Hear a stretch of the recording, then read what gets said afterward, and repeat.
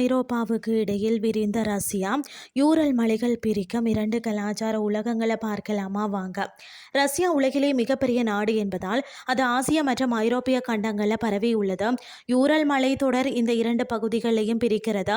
புவியியல் ரீதியாக ஒன்றாக இருந்தாலும் கலாச்சார ரீதியாக ஆசியா ரஷ்யா சைபீரியா மற்றும் தூர கிழக்கு மற்றது ஐரோப்பிய ரஷ்யா மேற்கு பகுதி இடையே சில சுவாரஸ்யமான வேறுபாடுகள் இருக்கிறது.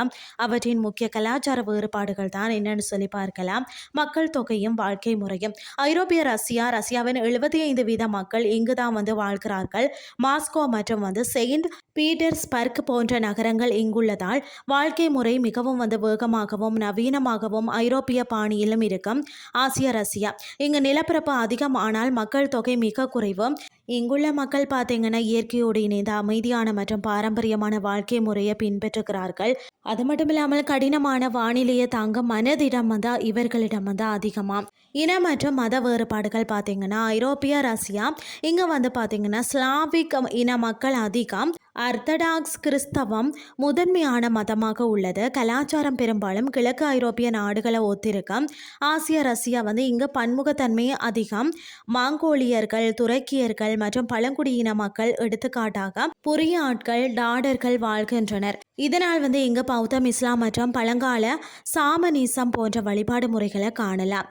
உணவு கலாச்சாரத்தை பொறுத்த வரைக்கும் ஐரோப்பிய ரஷ்யா இங்கு ஐரோப்பிய தாக்கத்தினால் பிரெட், சீஸ் மற்றது சூப் வகைகள் அதிகம். உணவுகள் பொதுவாக காரம் குறைவாகவும் கிரீம் கலந்தும் இருக்கும். ஆசிய ரஷ்யா மத்திய ஆசியா மற்றும் சீன உணவுகளின் தாக்கம் இங்கு அதிகம். இறைச்சி மற்றது மாவு கலந்த பெல்மெனி போன்ற உணவுகள் இங்கு பிரபலம். கடுமையான குளிர தாங்க அதிக கொழுப்பு மற்றது புரதம் நிறைந்த உணவுகளை உண்கிறார்களாம். கட்டிடக்கலை ஐரோப்பிய ரஷ்யா இங்குள்ள கட்டிடங்கள் இத்தாலிய மற்றும் பிரெஞ்சு கட்டிடக்கலையின் தாக்கத்தை கொண்டவை. அரண்மனைகளும் பிரம்மாண்டமான தேவாலயங்களும் கலைநயத்துடன் இருக்கும். அதே ஆசிய ரஷ்யா இங்கு மரத்தினால் ஆன பாரம்பரிய வீடுகள் மற்றது சோவிய காலத்து எளிமையான கட்டிடங்கள் அதிகம். கிழக்கு பகுதிகளில் ஆசிய பாணி கட்டிடங்களையும் காணலாம். ரஷ்யாவின் தலைநகரம் பார்த்தீங்கன்னு சொன்னால் ஐரோப்பிய பகுதிகளில் இருந்தாலும் அதன் பெரும்பகுதி ஆசியாவில் தான் உள்ளதோ. இந்த இரண்டு கலாச்சாரங்களும் இணையும் இடமாக தான் யூரல் பகுதி திகழ்கிறது.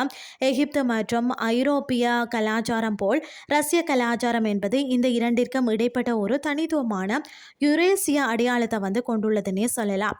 இன்றைய கிறிஸ்டி உங்களுக்கு பிரயோசனமாக அமைஞ்சிருக்கும்னு சொல்லி நான் நம்புகிறேன். இதே மாதிரி மற்றும் ஒரு கிறிஸ்டின் வேலைக்கு உங்களை சந்திக்கிறேன். நன்றி.